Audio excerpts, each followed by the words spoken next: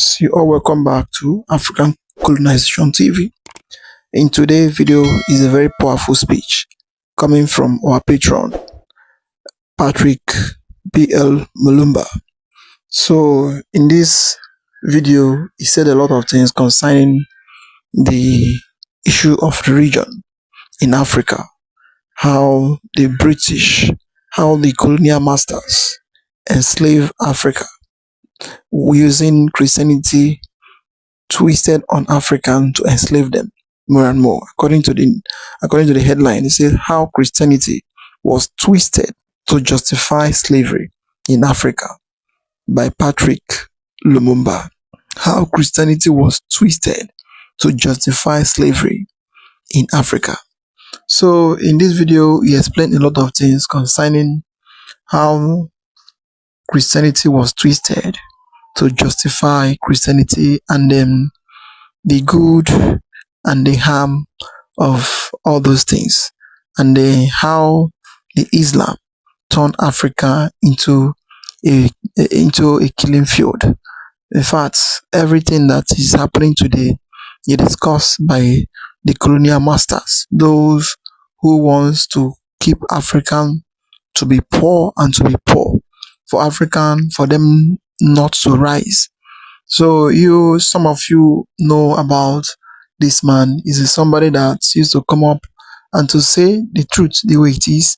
You don't use to lie, you don't use to hide speech in the name of for people to praise him. No, he used to come out to speak it the way it is.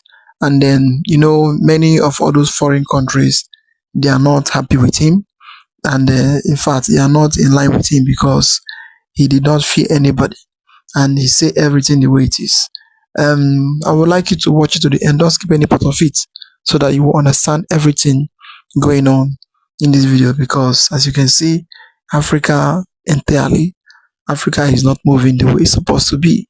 And then we are here to enlighten you and to give you the full details and everything that is going on in Africa, in Nigeria, and in Biafra land. So as you're about to watch, like, subscribe, and share it to grow and let others see things going on in African continent. But I'm in the business of reminding all of us that a prayer breakfast can become an annual ritual without more. Don't make it an annual ritual where we come to say with our mouths what we do not believe in our hearts. There must be a wedding between the words of our mouths and our deeds. That is what character is all about. And I also want to remind this audience, as the good book says, we must in the nature of things be Christians of Berea.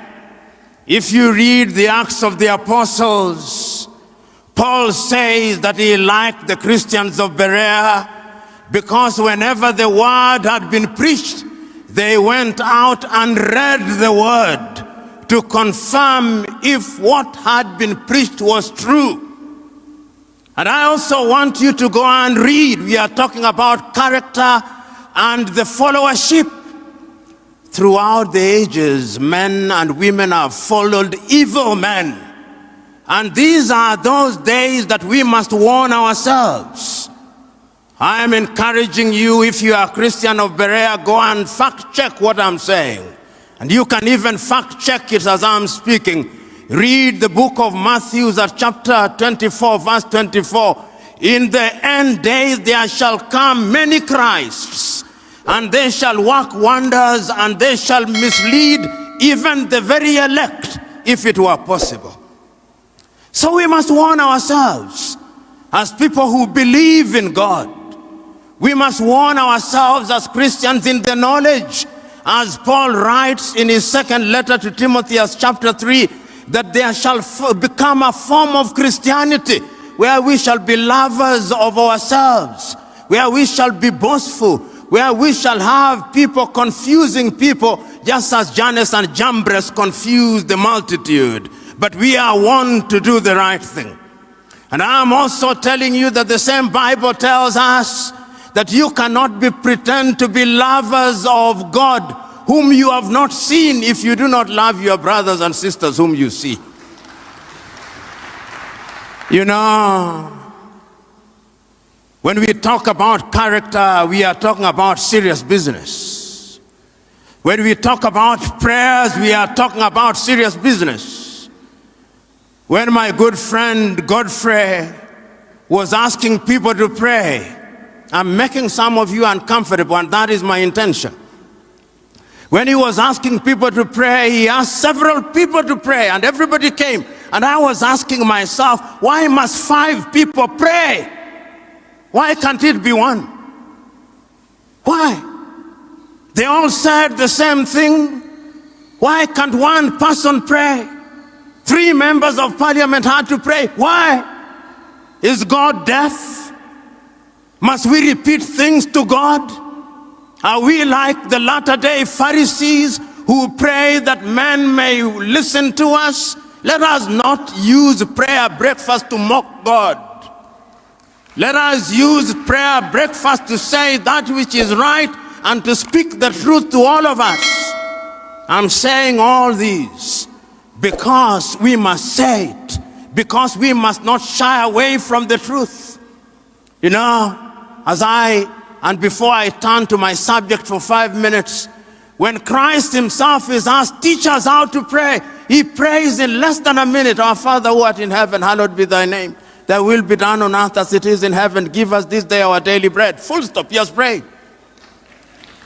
All these things that we are in the business of asking, God knows before you ask. If he can number the hair on your head, if he knows your thoughts before you say them, don't be like Pharisees. Let us warn ourselves, and let us remind ourselves, as I said yesterday, prayer without action is superstition. We must act. We must do the right thing. Then I've been asked in the context of character to say why Africa is attractive throughout the ages.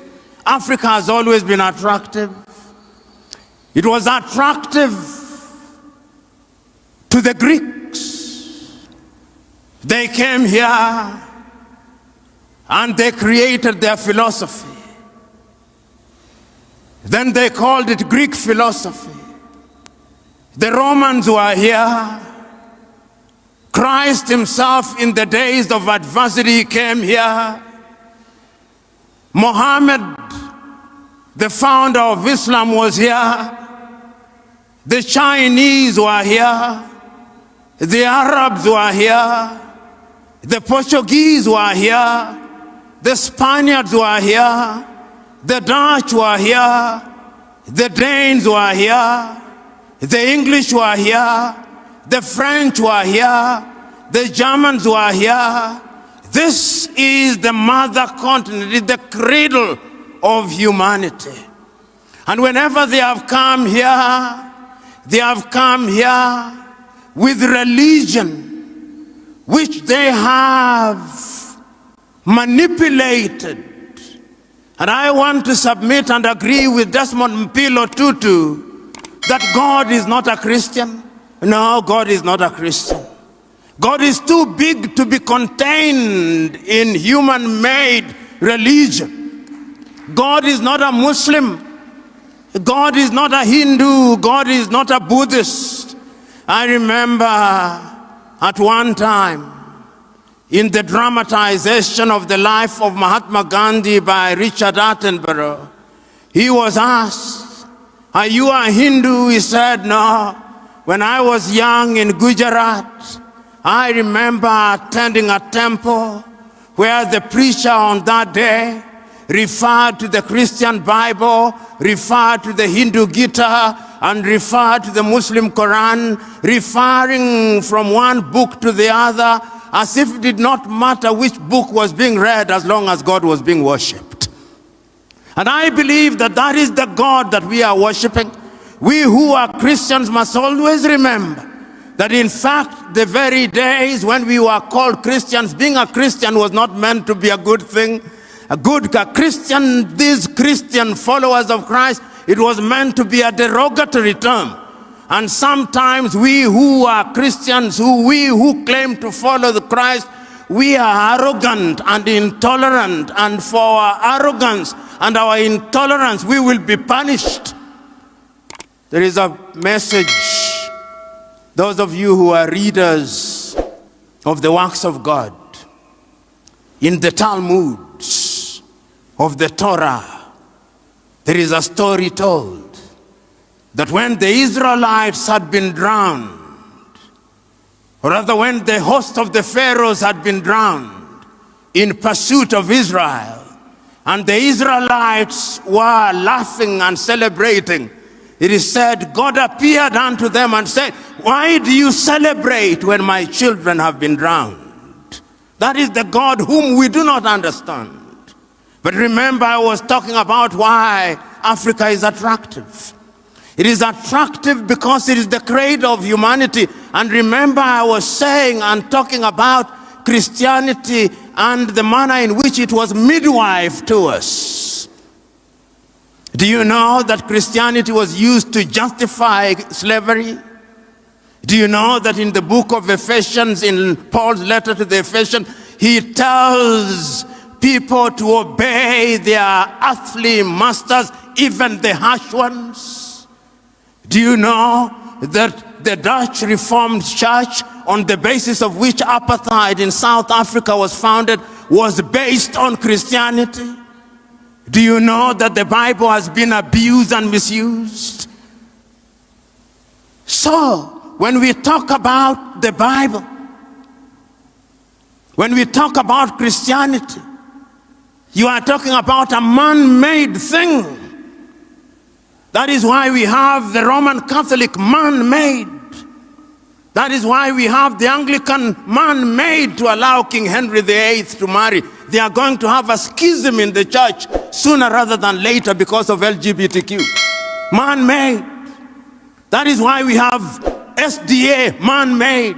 That is why we have Presbyterian, man-made. That is why we have Methodist, man-made. Tell me which denomination Jesus belonged to. None. So when we have all these denominations coming here and the manipulators in order to steal our land, Africa is attractive initially because of us. We were commodities to be sold when they first came here. And you will be surprised that those who gave the authority was the Roman Catholic Pope. The initial exploration of the world in the 14th, 15th century to Christopher Columbus and Vasco da Gama, they had a purple bull to survey the whole world, to come and discover us. We are attractive because we were commodities. We are attractive because we are considered children of a lesser God. We were attractive as a continent after that because of the raw material that we had before the Industrial Revolution. They wanted our rubber. They wanted land to till coffee and tea and cashew nuts. Then they wanted our diamond and our gold and our cobalt. And their appetite never stopped. They sat in Berlin in 1884 to divide their hunting grounds. The countries that they created were not meant to be countries. They were hunting grounds. Tanganyika, as it was then called, was the hunting ground for the Germans. Uganda was for the British, as was Kenya, as was Zambia. The Italians are hunting ground in Libya and in Somalia. The French had their hunting ground in La Côte d'Ivoire, in Benin, in Togo, in New Sudan, now Mali. The Portuguese had hunting ground in Mozambique and in Angola and in Cabo Verde and Guinea-Bissau. The Dutch had hunting ground in South Africa and in Namibia. The Belgians had hunting ground in the Democratic Republic of Congo. These were hunting grounds. The hunters did not want to quarrel. They had fought for too long. They wanted to hunt with ease, and they did. And they incorporated some of us. Then the Spirit of God came unto them, and we started struggling to regain our independence. In the intervening period, our kith and kin had been taken to the United States of America and to Caribbean. And they had been turned into slaves. They lost their language. They lost their names. You only have to watch Alec Haley's Roots, the story of Kinta Kinte, and know why they did it. Africa has been attractive for the wrong reasons. Then we regained our independence. And no sooner had we regained our independence than they tried to disrupt us. Did they not kill Patrice Emery Lumumba 10 months after? Did they not kill Silvanus Olympio 1 year after independence? Did they not overthrow Kwame Nkrumah in 1966? Did they not use their agents to overthrow Nnamdi Azikiwe and kill Tafawa Balewa and Ahmadu Bello in Nigeria? Was there not a mutiny on a single day in East African countries in 1964 when they wanted to overthrow the government of Tanganyika, Uganda, and Kenya? They were here, the colonialists, because they had lost their hunting grounds and they were coming back. Did they not mount coups in order to regain their hunting grounds? Africa is attractive because of our resources.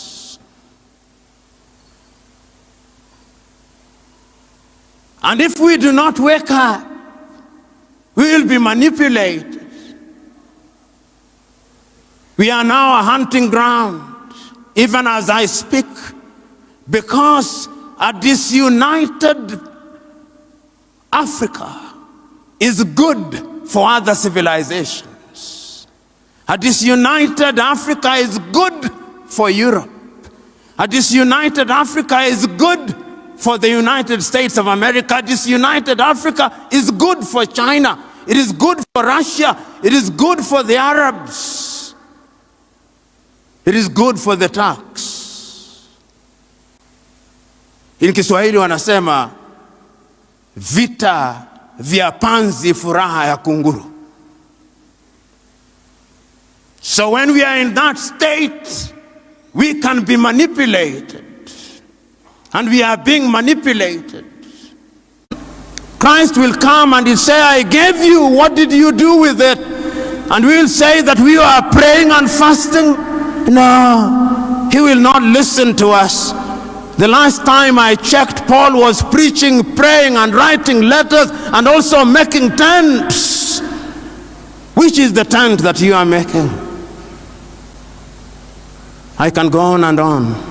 But your attention span has suffered and is suffering. So I must conclude. I conclude by telling us that we have lamented for too long as Africans. We have blamed others for too long. The time is now to blame ourselves. For nearly 60 years, we have elected in many countries men and women who ought not to be elected. I remember in 1995 when the great Mwalimu Nyerere was invited at a meeting of his party Chama cha Mapinduzi to give his ideas on who ought to be elected as the third president of the United Republic of Tanzania. Mwalimu said many things, but among the things that he said was character. Who do you elect? The African electorate's affinity to thieves is without rival in this world. When you are a thief in Africa, the electorate loves you. When you are a liar in most African countries, the electorate loves you. When you incite people on the basis of ethnicity and tribalism, the African electorate in many countries loves you. When you incite people on the basis of religion, many people in the electorate in Africa love you. When you divide people along gender lines, the electorate in Africa loves you. the ghost of ethnicity, the ghost of corruption. Those who claim that they can pray ghosts out, this is the opportunity to pray. Exercise those ghosts. Otherwise, pray no more. Exercise ghosts no more. Because that is what Africa needs. And I've said, and I'm saying it again, the things that require technology will not be achieved through theology. You are not going to pray the 5G to come into being. No. God gave you the ideas because your mind is what God gave you, and we are created in God's image. The image that God talks about is not about how we look. How can God possibly look like me? How can God possibly look like you? Ladies and gentlemen, in order for Africa to realize our potential, we must wake up. Because when we wake up and we are united, we are going to be masters of our own affairs. We are going to be masters of our own resources, and we can only do that through unity. Not the unity of the graveyard where we do not disagree. We will disagree. But remember, ideas must be cross-pollinated and cross-fertilized. It is in civil disagreement that one good idea overtakes another. And I have faith in Africa. I have faith in the young people sitting up there, knowing that this is an intergenerational battle. You are the young suckers that will grow when all these old bananas are dead, as Chinua Achebe said. This is a race which we have started, and you must win, and win we must. God bless. Oh yes, that is it. Patrick Mulumba is a great man. He's a great man. Every of his video and every of his speech, as in, it sounds like a thunder to the ear of anyone who hears it, and to the one who have good mind and good conscience on how the African nation, the African continent will grow. Starting from the up down to the south of Africa. That is how it is. Every section of African country is suffering from one thing or the other, from the colonial masters, from the wound of the colonial masters in Africa. They are not coming Africa to benefit. They are not coming to Africa for Africa to benefit from them. They are coming for them to hunt. They are coming for them to take what they want from Africa. They are not coming in Africa to give you life or to make you wealth or to give you education. No, they are coming to make you poor and poorer. And their aim is to make sure that they divide you, they divide everyone in Africa, so that they will be fighting against their brother. For that, they will be having access to get more resources, more wealth, more oil, and more gold and silver down to their place. That is what they are coming here for. And this man, Patrick Mulumba, is the only person as for now that used to speak the truth concerning what that is going on. Anytime he speaks, he used to go direct to the point without fear, without any thinking of what they may do or what may happen, because already the whites knows what they did to Africa. All of them knows. And they are using our leaders, evil politicians, to manipulate the African countries. They are using them, just like what is going on in our country today, Nigeria. So the British, they will tell you that Nigeria is sacrosanct, this and that. They cannot support the division of Nigeria. Why? They know what they did. How can a country that a people that you know that they are not one, and then you bring them together just for your resources, just for you to make them to keep fighting themselves without focusing for their growth, and at the end you will now claim that they love themselves. You cannot love me, or you cannot love the person you hate in the name of you love. You say you love me, but every day you bring me out and wipe me some stroke of canes, and they pour me water, and at the end you will claim you love me. That is hate. That is very, very big hate. So all those colonial masters, they know what they are doing, they know where they stand, and they know what is there. And religion, Christianity is good. It is very, very good. But the injustice, the thing they use it against Africa, they use religion against African countries. Because after when the people start understanding what they know, then they now turn and change and start using different ways to get what they want to get. You come down to Islam, the same thing. This time is now China is now coming into Africa to give them their own region for them to keep fighting themselves. And if you look very well, African nation, they have not gotten it right. Starting from the day of pre-colonial masters to date, they have never gotten it right. Anybody that rise up to get it right, to fight for justice, just like what Ibrahim Traore is doing in Burkina Faso, the next thing they will be doing is to make sure that they pinch him out and they make sure that they remove him by all means. And now they assassinate you, or they will send your brother to kill you or to do you something that you will never survive. That is how they have been doing right from pre-colonial master down to these days.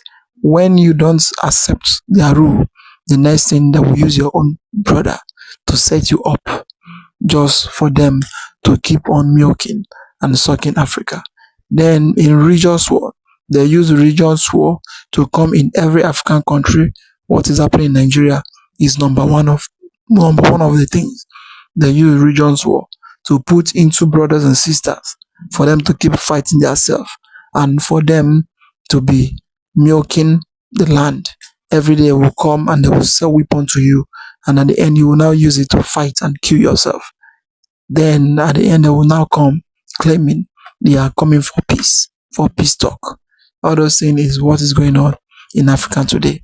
Well, it's only those who understand the injustice those people is doing on Africa will understand that time have come for this to end.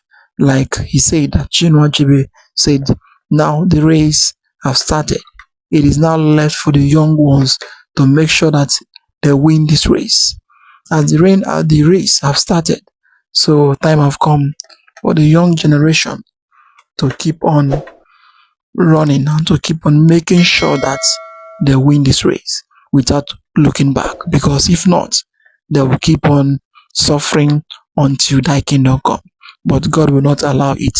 So as time goes on, everybody will start understanding what is really going on in Africa between the Europe and the African countries. Well, I would tell, like, subscribe, and I would like to hear your comment down below. What do you think about the whole thing going on in Africa, in the country at large? Like, subscribe, and share it to grow and let others see what is really going on in African countries. Say thank you for watching.